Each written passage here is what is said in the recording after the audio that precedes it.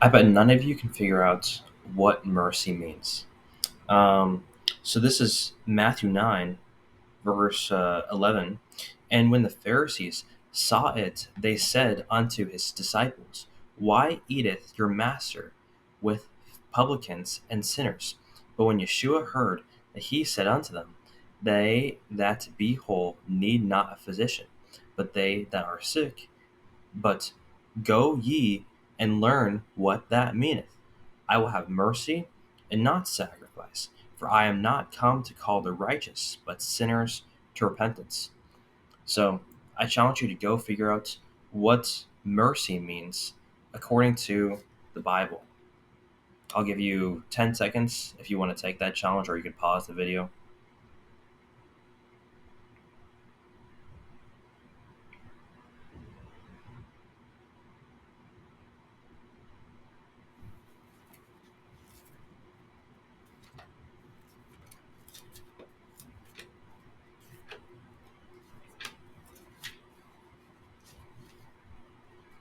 I'm not actually checking, so that 10 seconds might have been already passed.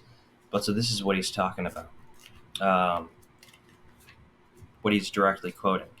So this is in Hosea chapter 6. And so we'll start at verse 6. For I desired mercy and not sacrifice, and the knowledge of God more than burnt offerings.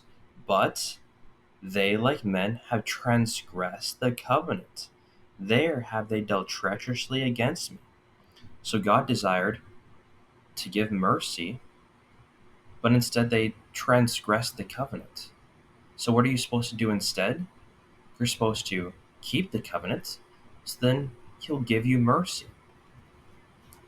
And what's the covenant? Well, it's the covenant at Horeb, the Ten Commandments. And this is another account, and this is actually where it's kind of first really defined in Deuteronomy 7. So this is Deuteronomy 7, verse 9.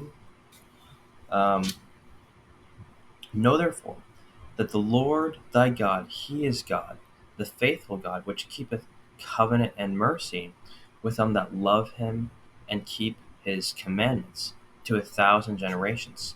So he only keeps mercy with those that keep the commandments, keep the covenant. And at Deuteronomy right here, it's the Ten Commandments.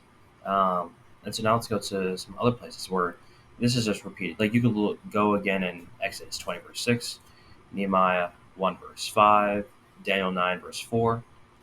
But let's continue. So, the Beatitudes, right? Everybody wants to take the blessings, but they don't even know what these words even mean. So this is Matthew 5, verse 7. Blessed are the merciful, for they shall obtain mercy. So how are you merciful?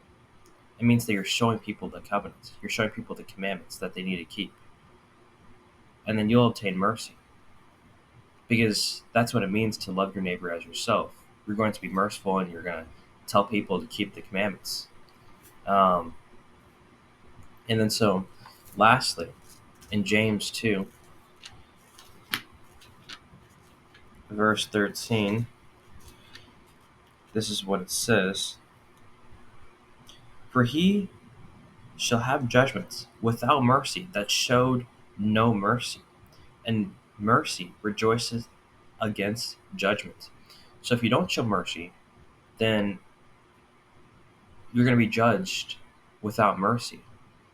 And so God keeps mercy with them that keep his commandments, the covenant at Horeb, the Ten Commandments. So what it looks like is that if you're not telling people to keep the commandments, then you might likely be judged under the sacrificial law, which nobody wants to be judged under.